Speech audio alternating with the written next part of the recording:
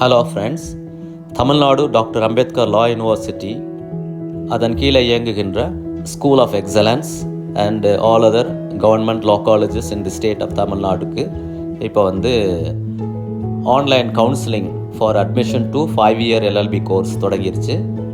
31/5/2025 தான் லாஸ்ட் டேட்டாக இருந்துச்சு டு சப்மிட் தி அப்ளிகேஷன்.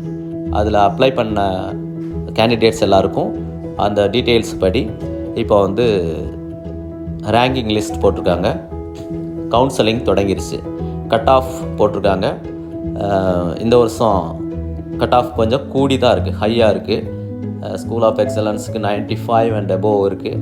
அது மாதிரி அதர் லா காலேஜஸ்க்கும் நிறையா கட் ஆஃப் கூடி இருக்குது. 90 அண்ட் அபோவ் இருந்தால் தான் அட்மிஷன் கிடைக்கும். இது ஃபர்ஸ்ட் ரவுண்ட் ஆஃப் இது தான் கவுன்சிலிங். அஃப்கோர்ஸ் செகண்ட் ரவுண்ட் வரும்போது கொஞ்சம் கட் ஆஃப் குறையும்.